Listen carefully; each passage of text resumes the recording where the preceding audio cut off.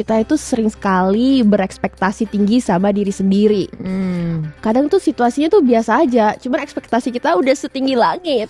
Dan kita itu sering banget kecewa. Kadang bukan cuma ke diri sendiri, kadang kita juga menaruh ekspektasi ke orang lain gak sih? Nah, Misalnya kita berharap dia seperti ini, seperti itu. Dan itu kadang itu kita hanya berekspektasi dan kadang tidak kita komunikasikan. Makanya seringkali kita ada selingkuh semua dan semuanya ke-expose di digital media kan.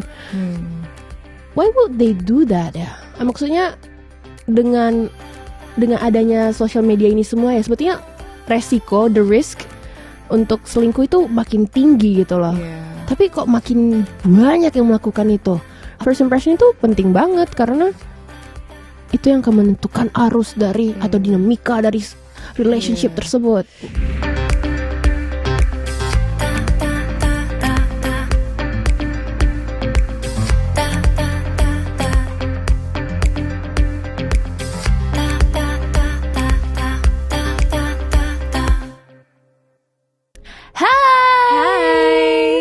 Welcome back to Modcast with me Audrey Vanessa and me Monica Kezia, your favorite online sisters.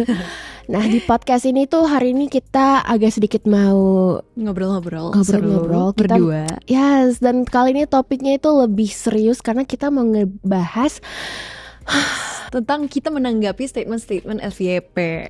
Nah, ini masalahnya Kak, aku nggak terlalu main TikTok, jadi aku juga nggak terlalu tahu apa yang lagi berada di FYP. Jadi kita leave our faith to this bowl. Oke, Kak Ode duluan deh. Yang tua duluan. Fun fact, Kak Ode mukanya tuh baby face banget, cute banget, tapi dia tuh sebetulnya udah tahun purba gitu. That's me.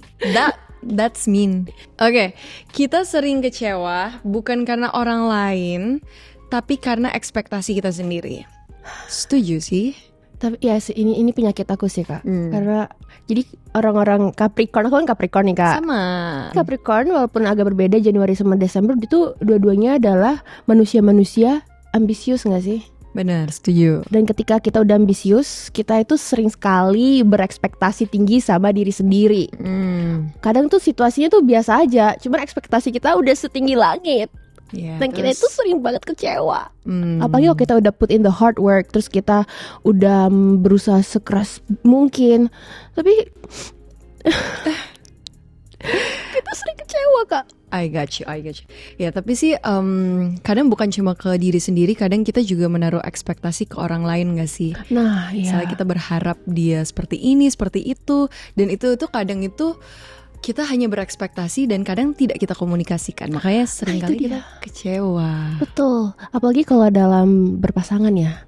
Gue suruh pasangan deh sama orang tua aja itu udah sering banget kan cekcok sama orang tua. Karena kita ekspektasi, kalau aku lagi dalam kondisi ini, aku berekspektasi mama aku tuh nanggepinnya kayak gini. Aku tuh berekspektasi kalau aku ulang tahun dibeliin kado ini. Cuma kita tidak mengkomunikasikan itu. Sedangkan ada yang pernah bilang tuh relationship atau love itu adalah in a family itu kita itu mempertemukan orang-orang yang bahasanya itu beda-beda. Dan I think it's complicated sih. Ya, human is complicated. Dan maksudnya gak ada manusia yang sempurna. Kita harus tetap berekspektasi, kita tetap harus ada goals. Kalau enggak kan, kalau kita gak ada ambisi, nanti kita gak ada motivasi untuk melangkah. Cuma mungkin di sini yang akan mengingatkan kita adalah walaupun kita sudah ada high expectation dan kita udah do our best, dan ketika outcome-nya tidak sesuai, kita harusnya jangan terlalu kecewa, tetap bersyukur karena kita percaya itu rencana Tuhan yang terbaik buat kita gitu. Jadi still do our best. Ekspektasi terpenuhi atau gak terpenuhi, pasti Tuhan akan membukakan jalan yang lebih baik di lain kesempatan. Sangat positif guys. Ya harus. Nah, tapi pertanyaan untuk Kak Dek, ngomongin tentang ekspektasi, Kakak pernah gak berekspektasi tinggi terhadap aku lalu aku kecewakan? Terhadap kamu? Iya. Pernah lagi. Jangan. Enggak bercanda. Tapi gak kecewa lah. Enggak, I know what you mean. Apa? I tahu di saat momen ketika you berekspektasi, you already do your best, ternyata you kecewa. Karena I saw it too. Baru nyadar. Oke. We all understand that.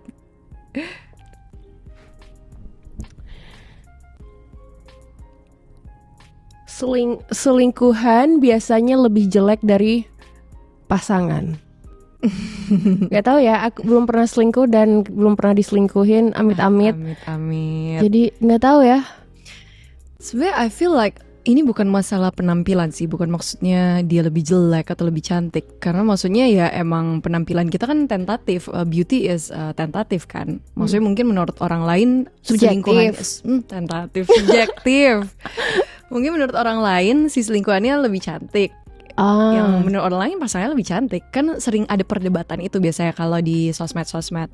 Tapi for me, it reveals someone karakter aja sih. Kayak ya, kayak value atau karakter yang dia tampilkan. Akhirnya ya itu sebenarnya yang they revealed themselves. It's not about the look, I feel.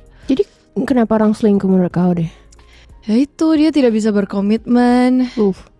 Mungkin her or his ego yang tidak terpenuhi di dalam hubungan, dan akhirnya mereka mencari di luar sana. Atau the grass is always greener on the other side, ya on sih. the other side, yeah. Sekarang kan lagi marak banget tuh, dari nggak cuma sekarang sih, sebenarnya dari lama ya. Cuman sekarang udah ada digital media, jadi udah lebih terekspos ya, banyak banget public figure, nggak cuma artis ya, tapi selebgram atau mungkin high ranked government officials itu pada selingkuh semua, dan semuanya expose di digital media kan.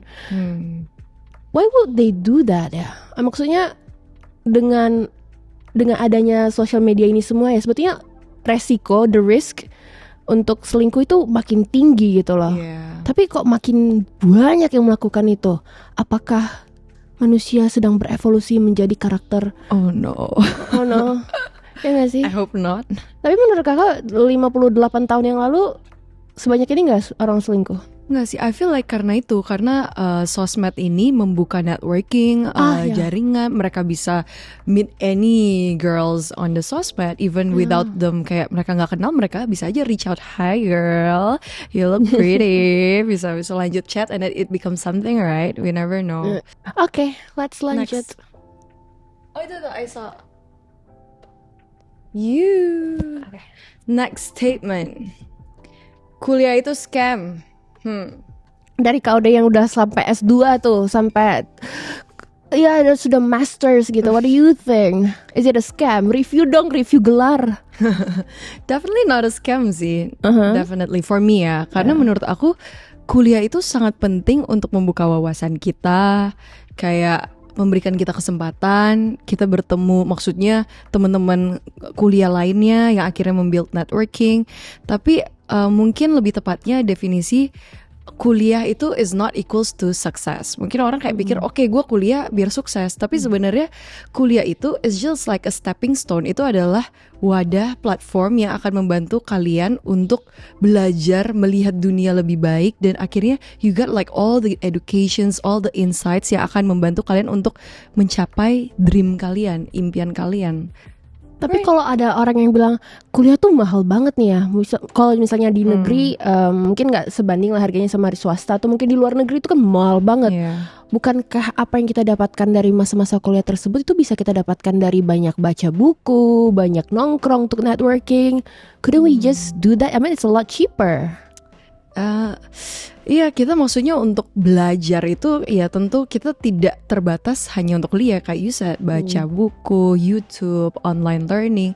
Tapi for me personally it's different, karena ketika kita masuk di kelas kuliah itu kita ada suatu tuntutan untuk kita harus lulus, dan itu yang akhirnya membuat kita benar-benar harus belajar. We have to get a good grades. We have to really understand this topic so that next kita bisa melanjutkan mata kuliah lainnya. Akhirnya kita dapat satu kepemahaman yang baik. Nah mungkin salahnya itu ketika mindset kita belajar cuma buat dapat nilai terus lulus dapat kerja, itu mungkin yang salah. Tapi ketika kita mindset kita gue pengen kuliah ini karena gue pengen mengejar cita-cita gue pengen membangun usaha sendiri, atau gue pengen menjadi arsitek terkenal di Indo yang bisa membangun gedung-gedung yang keren. Pokoknya harus ada mimpinya dulu, biar ketika kita kuliah itu kita bukan hanya belajar sembarangan, tapi we study with a purpose, with a goal. What do you think?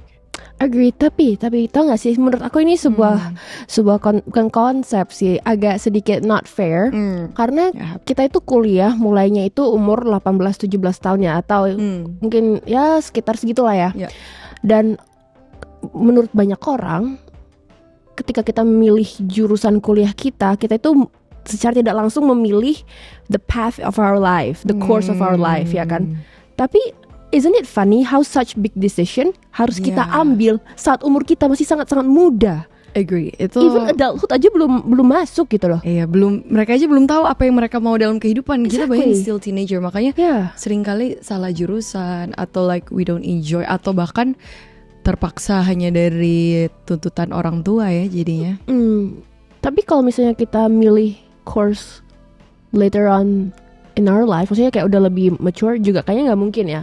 So I think kayak unik aja ya, kita harus memilih jalan hidup kita at such a young age. Iya, at least kalau nggak jalan hidup, at least 4 tahun ke depan nasib kita bagaimana itu kita pilih di umur yang sangat muda gitu loh. Sebenarnya makanya penting banget menurut aku itu misalnya ada college like pre-uni. Jadi college itu kalau zaman aku itu aku boleh ikut semua kelas gitu loh. Jadi misalnya I studied like maths for engineering, and then I studied finance. Ngapain you study maths for engineering? Itu susah banget, woy. I know, it's so hard. I almost like it's so hard. Susah banget itu, woy. Oh, you also do math for engineering, right? For chemical engineering. Mine was langsung spesifik kayak maths for chemical engineering. Nah, itu karena college. Jadi mereka itu mau kita itu explore different area and see which one we like. And then starting from that dari college, kita pilih di uni itu kita mau spesifik ngambil jurusan apa. Harusnya kayak gitu. Biar maksudnya kita itu punya waktu untuk berpikir, untuk mengilhami, maksudnya to explore and then to contemplate passion kita, dream kita itu apa gitu. Berarti what you're saying, ini kan kita dari dua sudut pandang berbeda. You from abroad, me from dalam negeri ya. Nah, are you saying that kurikulum, karena kita nggak punya kurikulum seperti itu, at least not in my year gitu ya. Nggak tahu kalau sekarang gimana, udah nggak terlalu ngikutin ya.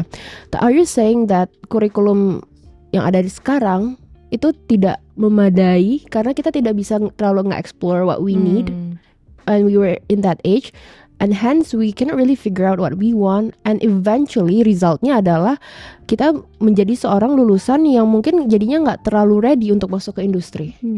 Sebenarnya in abroad tuh itu college itu is an option. I feel like there is also in Indo, tapi mungkin orang-orang itu langsung pengen kayak oke, gue mau cepet-cepet langsung daftar universitas terbaik. Misalnya di Jakarta ya mereka langsung cepet-cepet daftar. Mereka don't take the time to really find out what they like. Sebenarnya mungkin itu kayak tuntutan dari sekolah, dari keluarga mungkin ya. Jadi it's just membuat the culture di sini kali. It's just the culture. It's always been like that. Terus kita rush to make the biggest decision in life, one of the biggest. Ya, semoga sih kedepannya buat bestie-bestie kita, for our young girlies, take time, gak usah terlalu terburu-buru. Know your passion, apa yang kamu inginkan dalam hidupmu, what's your dream. Terus kamu benar-benar cari tahu, ask a lot of people who already been through that before making that one big decision ya. Nah, berarti are you saying kalau misalnya kita mau masuk ke dunia kerja itu harus ada pengalaman kuliah? Karena sekarang kenapa orang bilang scam ya, sesuai statement tadi, kuliah itu scam itu karena orang-orang tuh ngerasa ada ketidaksesuaian. Keren gak sih kata-kata ketidaksesuaian? That's a new word for me. Antara kurikulum kampus dengan kebutuhan industri, biaya kuliah yang mahal, dan banyaknya kasus lulusan menganggur. Are you agreeing? Are you gonna agree with that? I think no sih dari penjelasan tadi. Mungkin prakteknya akan berbeda. Dari teori ke praktek itu pasti sangat berbeda.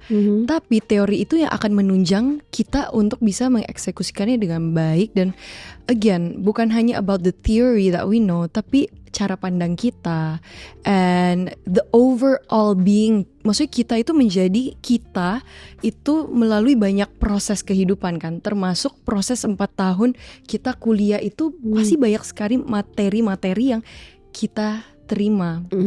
And then kayak Sebenarnya paling bagus ya. Jadi S2 itu sebenarnya itu very practical. Oke. Nah, jadi pas aku lulus S1, sebenarnya aku itu pengennya kerja dulu, baru abis itu S2. Jadi pas aku S2, aku tuh paham lebih prakteknya. Oh iya, ini dulu di pekerjaan aku menemukan masalah ini, tapi aku belum tahu solusinya. Ternyata di S2 ini membantu. Nah, tapi waktu itu aku langsung ke S2. Jadi waktu itu I feel like not that effective karena mereka udah langsung praktek, tapi aku nggak pernah kerja. Jadi I don't know where to implement it. Jadi Terus ngapain S2? waktu itu karena COVID, jadi ini waktu. Gitu. Gabutnya S2 ya? Ya baik, itulah. Nah, mari kita lanjut. Semangat guys. Tahu nggak sih Kak? Ini random banget. Aku kepikiran pernah sekali orang nge-DM aku soal kimia. Kan orang pada tahu tuh aku kan teknik kimia gitu. Aku bilang aku suka banget kimia. Terus dia nge-DM aku, Kak boleh tolong ngajarin gak? Terus aku ajarin. Tuh guys, free bimbel itu eksis. Bener aku ajarin, aku tulis di notes. Tapi it's a random people you don't know. Iya, aku lagi go through my damn request. Walaupun kayak agak ya 2 minggu telat sih. Cuman aku jawab. Astaga lucu banget. Iya, I mean kayak we gotta support education dengan cara kita masing-masing. Itu random, tiba-tiba keinget aja sih. Oke. Pangku aja lah. Hello effect. Kebaca gak? Kita cenderung menilai keseluruhan seseorang hanya dari satu kesan baik. Konteksnya kalau kita lihat dia baik di awal, tiap ketemu kita akan melihat semua hal dari dia itu positif, meskipun belum tentu benar. So it's basically first impression. Ya emang first impression itu penting sih. I mean kalau emang lo seru, orang akan ngebuka diri untuk get to know you. Tapi kalau emang udah kelihatannya nutup diri, orang juga males sih.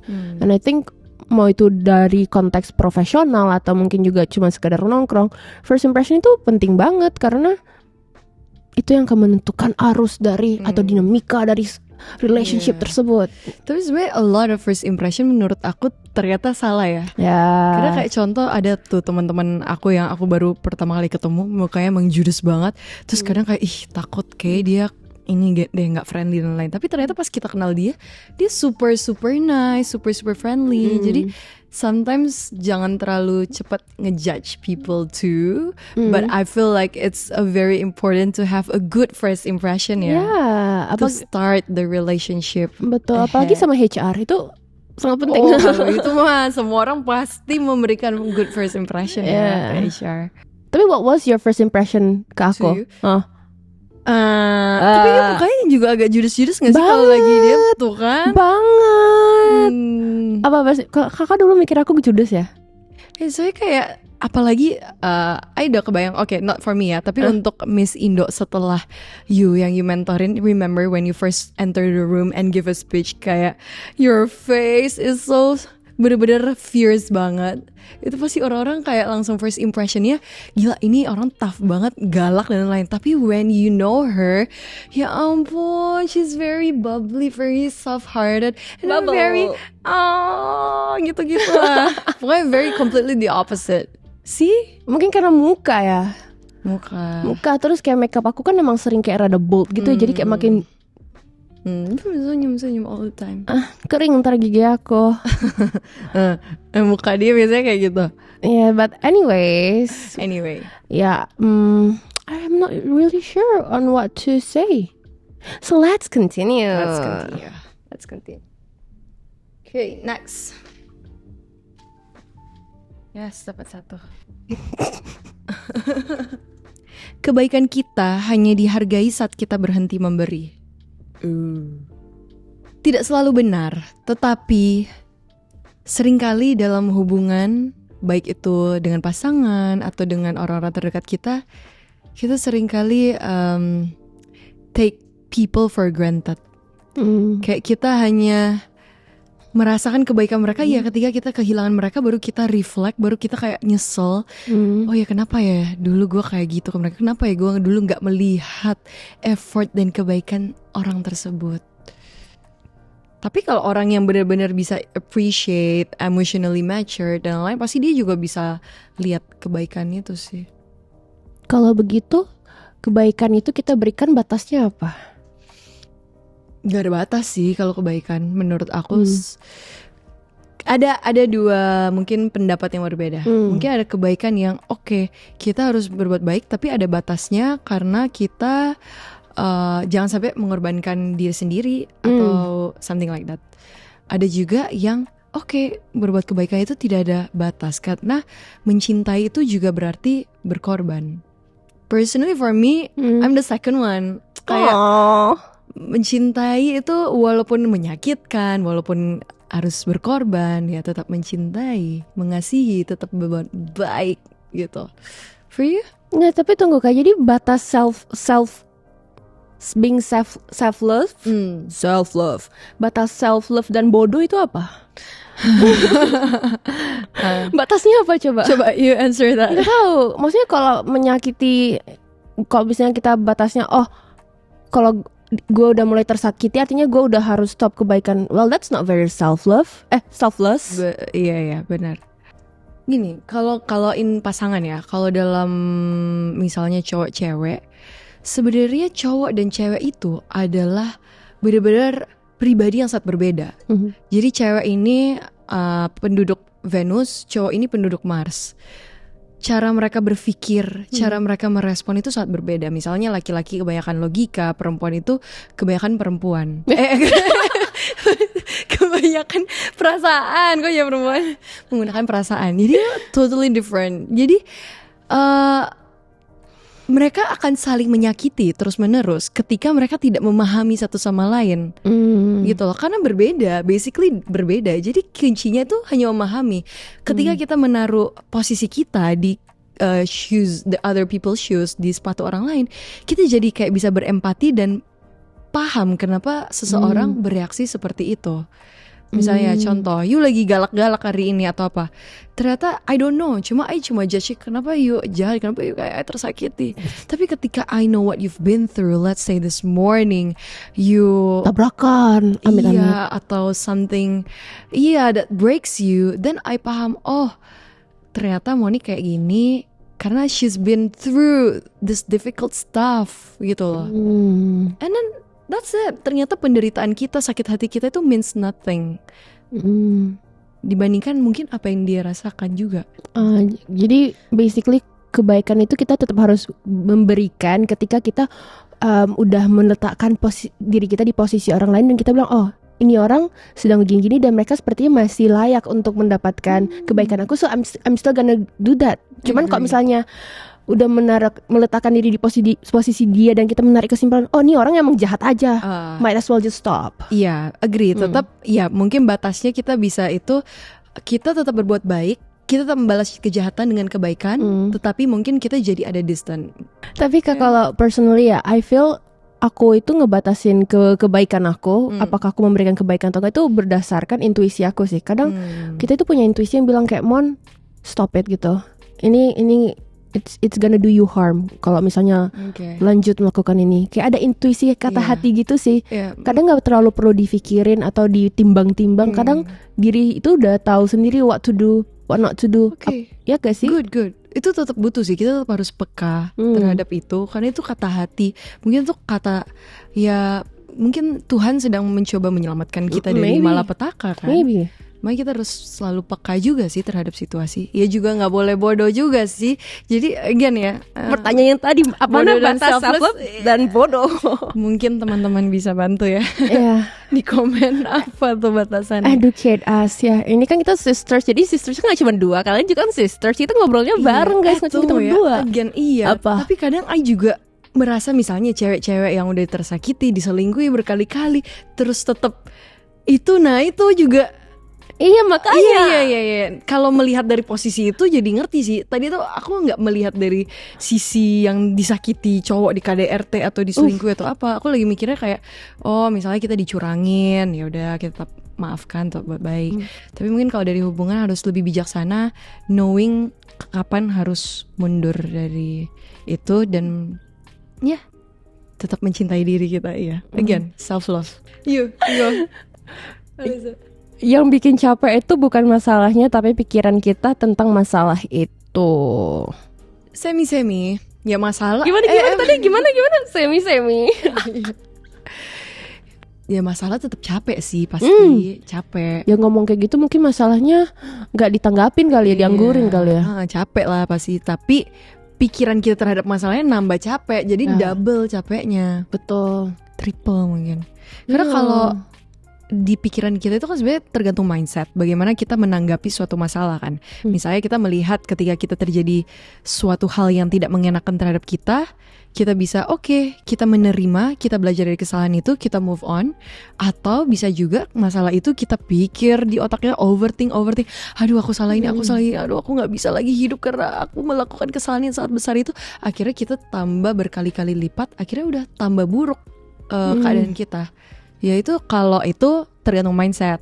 Nah jadi itu pikiran kita. Tapi kalau masalah itu pun emang berat, dan semua orang punya masalahnya masing-masing, dan semua orang juga berat kok menjalaninya. Jadi mungkin kita jangan terlalu mengiri juga melihat orang lain, kok masalah dia kecil, kita nggak tahu masalah dia yang dibalik itu kan. And I think kehidupan itu adalah bukan perkumpulan ya. Kehidupan itu adalah pilihan sih. Di sini tuh kayak kita itu bisa milih, kita mau menanggapi sebuah situasi itu apakah dengan cara ngedumel, apakah caranya itu dengan bersyukur.